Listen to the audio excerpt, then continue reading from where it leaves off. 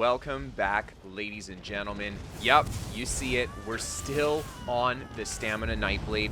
Honestly, I have been enjoying this immensely this patch. Stamina Nightblade just feels like it's in such a strong spot. With the changes to general durability and healing this patch, Stamina Nightblade just comes out on top as the king of burst, and it really shines in a patch where burst is a really viable meta. And in this low healing power meta, having access to amazing utility skills like stealth and the teleport with shade just put Stamina Nightblade at the top of my list this patch for PvP classes. So I've got some fights to share on my stamblade, and hopefully you guys like how it looks this patch. Of course, if you guys like this build and you want to check it out, there's a link to the build video in the description below. And let's get right into that commentary. So as you guys can see here, we're just showing off that Stamblade burst, hitting so much damage on these guys on the siege line. They're of course getting hit by friendly siege as well. And the group is now kind of panic responding. They have a bunch of guys on the ground. They've grouped up and they started throwing their heals down. And yeah, this is, I think, where Stamblade can really shine in a group fight. It just has the power to pick off those single targets really quickly and get out of the troubled area afterwards. So here you can see I'm just trying to keep the bodies down here, but there's a ton of blue here and a ton of them picking the bodies up. And I have my shade right behind here. I don't want to venture too terribly far from the shade. I want to be able to come back to it. There you see, we see the low health target, a nice little smack on that guy. Turn onto this Sork here, and a big ultimate on him, just into the light attack poke to bring him down. And we're just going to rebuff here, get back into stealth. Nope, just going to attack out of stealth, kill this guy with the poison injection. And this fight is going to slowly progress away from the keep as these guys are getting really heavily bombarded by the siege here. And I'm just going to do my best for the pack to try to keep these DC from rezzing. And wow, they've got a big group though. They've got a lot of healing power there. And I see that they've kind of split into two separate groups, so I decide to go over to the right-hand side. I'm going to do my best to try to pick off some guys here. A big stun with that surprise attack right into the spectral bow. The merciless resolve, sorry, and a huge smack on that guy. And here we see the group stacking. And what am I going to do? Of course, I'm going to attack the back of the organized raid. And it actually ends up working really well. Two of their players split off and attack me here. So we got a fight that we can take, and the group is going in, missing two players. I try to get the off-balance stun into the ult there, and it lands, but it was super laggy. We managed to get the kill nonetheless. And a fantastic heavy attack, ambush, light attack, surprise attack on that other Sork there to bring him down. I'm just going to reset here my buffs again and see where this group has gone. I really like this location here. Look, we get another awesome smack on this guy, but he responds really well, and we've actually got players from every angle coming. The group around the corner here, we have to keep our eyes open.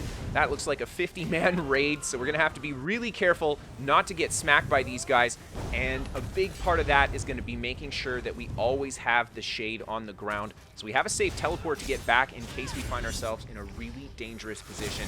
And here I try to take out this necromancer, and I end up falling in the water too off the edge. He just heals himself up. I go right back into stealth, set down my shade again. We see the group to my right there, and I'm not going to commit to this necro at all here because, yeah, look what we got. Big group coming my way. They're throwing the AoEs down. I go for the kite to the side there into stealth.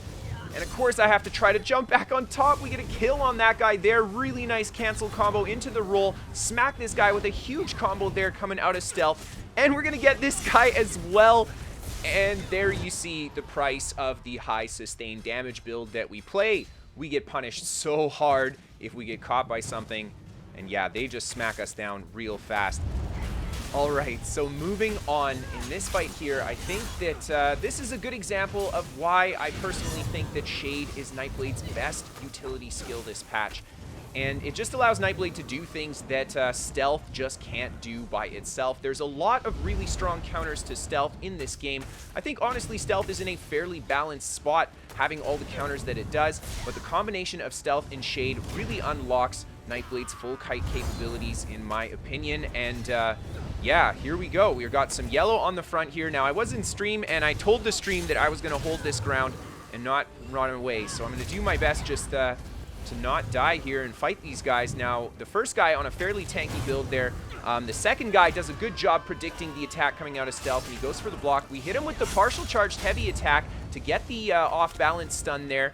And he manages to escape. A little bit of lag. See how everybody just couldn't cast for a couple seconds there. And we're going to get right back into stealth. We did set that shade down up top. And I'm just trying to rotate a little bit on that Dragon Knight as he seems to be the squishier of the two. And more AD start coming out of here. So we make sure that we have the shade up again. And we're just going to open out of stealth. Try to go for a combo there. We get the stun on that guy. And I hit a different player with the Spectral Bow. We set down another shade. And I roll off the edge, getting back into stealth, changing directions as we enter stealth. So important to make sure that we can enter more easily because people will just spam AoE if you go the same direction. And here you see again, we're making sure to keep that shade down. We managed to pick up a kill on one of the players there. Really risky, I think. These guys are really going to get me here. And we don't have a lot of time at all to do any real offensive work. We have to just focus on defending ourselves for the most part in this fight. So we're just going to keep on doing it. We throw down another shade, and I'm forced into using the Seige ultimate. I think it was a good call, as we would find ourselves one kind of chess move short there if we were caught by a bad stun and couldn't enter stealth. And there we see, again, that shade that we set down coming in so handy. And the first thing we do is we make sure we set that teleport again.